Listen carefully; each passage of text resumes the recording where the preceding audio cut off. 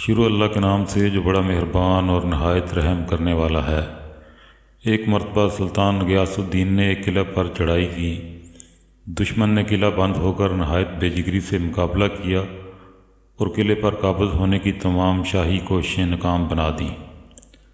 بادشاہ محاصرے کی طوالت سے تنگ آ گیا۔ اسی دوران ایک رات طوفان آیا، اس سے شاہی فوج کے بیشتر خیمے گر پڑے اور جگہ جگہ پانی بھر گیا۔ ہوا کے جھکڑ اور موسلادھار بارش کی وجہ سے تمام خیموں میں آگ بجھ گئی۔ ادھر سردی کی وہ شدت ہوئی کہ رگوں میں خون جمنے لگا۔ اسی حالت میں بادشاہ کا خاص خادم بادشاہ کے لیے وضو کا پانی گرم کرنے کے لیے آگ کی تلاش میں نکلا۔ اسے دور ایک جگہ روشنی نظر آئی۔ وہاں پہنچا تو دیکھا کہ ایک خیمہ کھڑا تھا اور اس میں چراغ جل رہا تھا۔ اس کی روشنی میں ایک درویش سورج سپاہی قرآن حکیم کی تلاوت کر رہا ہے۔ خادم پر ہیبت چھا گئی اور اسے آگ مانگنے کا ہوش ہی نہ رہا۔ درویش نے خود ہی سر اٹھا کر پوچھا، کیوں بھائی، آگ کی ضرورت ہے؟ خادم نے اس بات میں جواب دیا تو درویش نے کہا، جتنی آگ چاہیے لے جاؤ۔ خادم نے خیمے کے اندر داخل ہو کر ایک لکڑی سلگائی اور آ کر شاہی حمام گرم کیا، لیکن اس واقعے سے اس کے دل میں بڑی بے قراری پیدا ہو گئی۔ صبح کاذب کے وقت مشق لے کر پھر درویش کے خیمے پر گیا۔ دیکھا تو وہ درویش خیمے میں موجود نہ تھے۔ ادھر ادھر دیکھا تو کچھ دور ایک تالاب نظر آیا، وہاں وہ درویش وضو کر رہے تھے۔ خادم ایک گوشے میں کھڑا ہو گیا۔ درویش نے فارغ ہو کر نماز فجر ادا کی اور اپنے خیمے میں آ گئے۔ اب خادم تالاب پر پہنچا تو دیکھا جس جگہ درویش نے وضو کیا تھا وہاں کا پانی گرم تھا، حالانکہ سردی کی شدت سے ارد گرد کا پانی جم گیا تھا۔ خادم نے اسی جگہ سے اپنی مشق میں پانی بھرا اور اس کو لے کر شاہی آبدار خانے میں گیا اور اپنی عقل سے معلوم کر لیا کہ یہ سب اسی درویش کی عظمت و برکت کے سبب سے ہوا ہے، لیکن اس راز کو دل ہی میں رکھا۔ دوسرے دن نماز فجر سے پہلے تالاب پر پہنچا اور پانی کو دیکھا کہ جمع ہوا ہے۔ وہ ایک درخت کے پیچھے چھپ کر بیٹھ گیا۔ اتنے میں وہ درویش تالاب پر آئے اور اس کے کنارے پر ایک جگہ بیٹھ گئے۔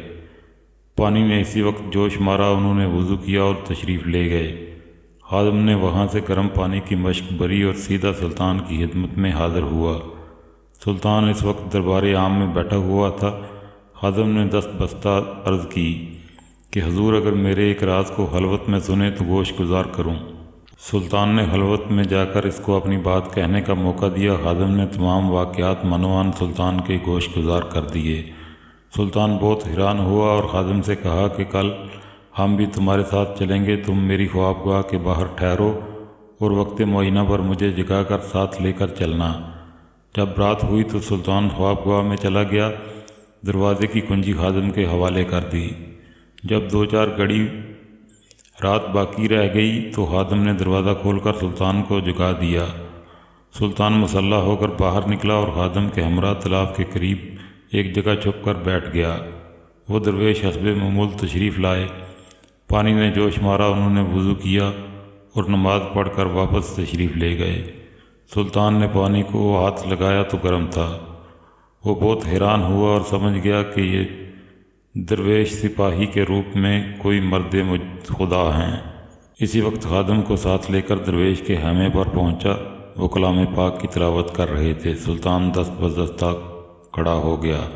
عجیب و غریب منظر تھا کہ ہندوستان کا فرمانروا، جس کی ہیبت و جبروت کا عالم میں ڈنکا بج رہا تھا، ایک بوریا نشین فقیر کے سامنے ہاتھ باندھ کر کھڑا تھا اور زبان سے بات نہیں نکلتی تھی۔ درویش تلاوت سے فارغ ہوئے تو ان کی نظر سلطان پر پڑی۔ تعظیم کے لیے اٹھے اور سلام کیا۔